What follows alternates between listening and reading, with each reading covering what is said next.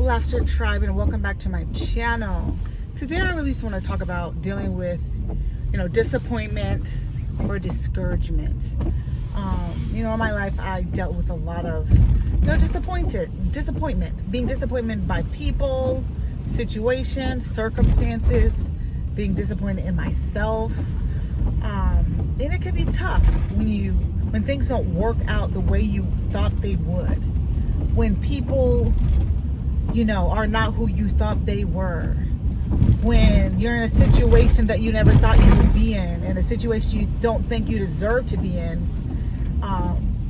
When people disappoint you, when they act in a way that is different than the way that you thought they'd act, it can be very disappointing. It can be very discouraging. And I just want to encourage you today that it's going to be all right. Disappointment is a normal part of life. That as long as that we are here on this earth, we're going to be disappointed. And either you can let that discourage you, or you can let it, prepare you. And really, what do they say? That life is like 10% of what happens to you and 90% of how you respond to it. So you don't have to let discouragement discourage you. You don't have to let disappointment disappoint you. And it's so, and even if it does, it's okay to feel your feelings. It's okay to feel your emotions. It's okay to cry. It's okay to not feel like you have to be strong all the time, and that you feel like you can take on the world and carry the weight of the world on your shoulders all the time. And if you've been in a place where you grew up and you felt like you didn't have people you could trust or depend on, maybe people who took care of you, wasn't, you don't think they did the best they could. Pick on Ryman.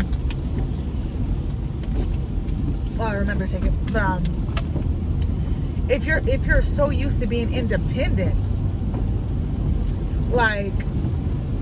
that's just how you roll. You're just used to being strong. So it feels very vulnerable to feel those feelings. And you almost kind of beat yourself up for it because you're like, I should be strong. I should, be able to get through this. I shouldn't be crying, or, I should be okay. You're human. You're human. You get to be human. You get to feel your feelings. Now I'm just going to share, some really personal information with y'all. If you're not new to this channel and you've been here for a while, you know that I grew up not knowing who my father was, not having a father in my life. The guy who I thought was my dad when I was 12 turned out he wasn't. We never had a relationship anyway. And then last week I had gotten a paternity test of the guy who I thought was potentially my dad, and I was so excited. And I thought this guy was a really nice guy. He had other daughters. He seemed like a real family guy, and I was just so excited just to not have to never have something. It's like a loss that you really don't think about when you've never had it sometimes. But then to think of something you never had and imagine that you can have it, and it to be right there at your fingertips, to be like, oh my God, I could have a dad, in my life, and then to have that be like, nah, that's not your daddy. That was discouraging. And so, I told myself, I talked to myself, and I'm like, okay, if he's not your dad, you cry your little tears, and we're gonna be okay. We're gonna be all right, Crystal. So you just gotta talk to yourself. And so, because when you get to a point in your life when you realize that you're not as in control of things as you would like to believe, and that's how life is. We can't control situations. We can't control how we got here. We can't control how our parents raised us, or the things that they did.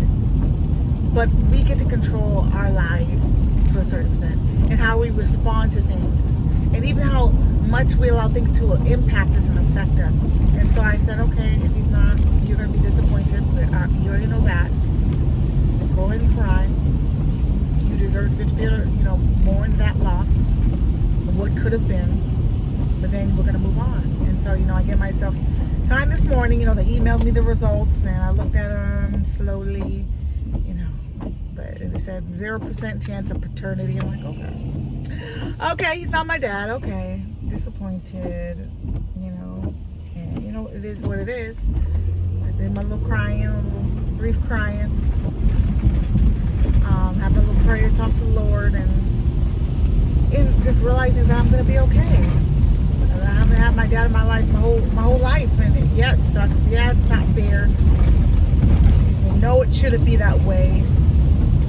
But disappointment is just what it is. It's just a part of life. And the sooner you can learn how to accept it, not wallow in it, not let it change you or let it make you angry or bitter. Because let me say that, because you have a right to be angry. When people hurt you, they treat you wrong, things are not fair, you have a right to be angry. But if we're not careful, that anger can turn to just bitterness.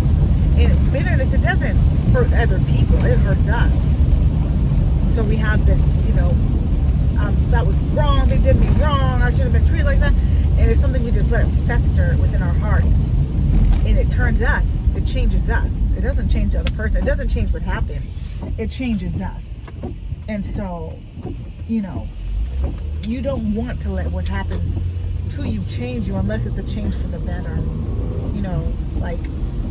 As far as toxic relationships, I feel like that has changed me for the better because I was able to learn about myself, about who I am.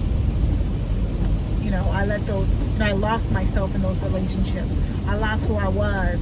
I let people, other people's opinions and thoughts about me define who I was and who I thought I should be and become and all that stuff. And I didn't really love myself. So coming out of those relationships and healing, I'm able to know that, no, I am important. Who I am is important. I matter. My voice matters. My opinion matters. How I think about things matters.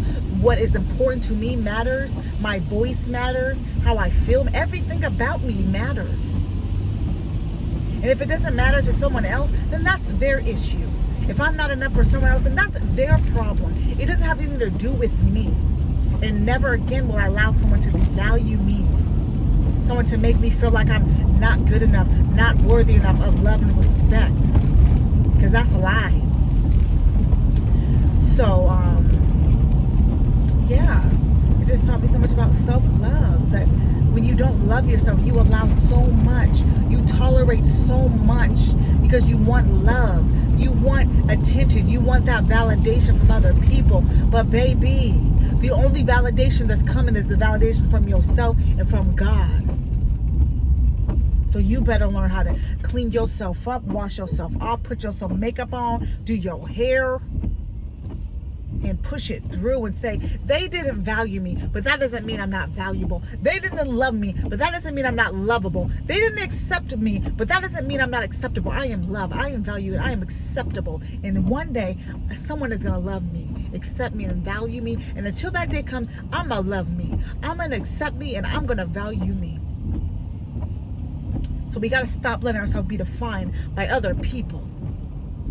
Stop letting other people, things to define you. Because what happens when the people are gone? What happens when them things are taken away? What is left? Because baby, all that's going to be left there is you. All those relationships, whether good or bad, your material things, your car, your house, your clothes. What happens when all that stuff got stripped away? Who are you? How do you feel about you? Are you like, I don't play about me. I don't play about me. So anybody who's gonna be in a relationship with me, you can't play about me. You want to play with my feelings? You want to play with my mind? No. You want to play with my time? No. So you got to get to the point where you love and value and respect yourself so much that you will not tolerate anyone else who doesn't love and value and respect you in your time. And it's through trial and error, it's through time. But I hope that you can learn from other people's mistakes and not just your own. Because that's the worst way to learn. I heard this saying that smart people learn from their mistakes, but wise people learn from other people's mistakes. So don't be the person who always has to fall flat on your face before you learn. How do you deal with disappointment? You realize it's a part of life, that it's a process, that you may not always be able to trust in people. but you can usually trust yourself and your intuition, and you can trust God. And those people that you can trust, thank God for those people. Don't take them for granted. Those people who have your back, that you can call.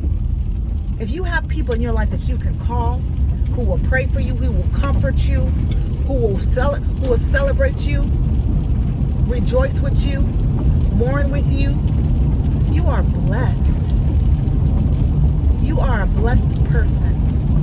Don't take that for granted. Call those people and tell them thank you. Get them their favorite gift card. Let them know that you are grateful that they're in your life, and don't take them for granted. Because I wish that I had those kind of people. I have about one. But if you have any, just be thankful. Thank God for those people, because they're a dime a dozen. You know what I mean? Or was that the right thing? I don't know that's right thing. They're one in a million. One in a million. But I love y'all. I just wanted to share that knowledge, that wisdom with y'all. That disappointment, you don't have to let disappointing things disappoint you. You don't have to let discouraging things discourage you. You get to choose how you respond to stuff. Allow yourself to be human. Allow yourself to feel what you feel. Then allow yourself to heal. Because you are worthy of all the good things. You are worthy of love. You are worthy of right treatment. You are worthy of all the things that you desire in this world. And don't you settle for less. Love yourself again. Go ahead and get my Love Yourself First series. Love Yourself series if you haven't. Love Yourself Again is out right now. Get the workbook, the affirmation journal, and the Love Yourself First. It's going to bless your heart. I got other books, y'all. Check it out. I'll be writing so much. But I love y'all. Go join Crystal Laughter Academy if you haven't already. I also do one-on-one coaching if you need that. I'll talk to y'all later. Bye.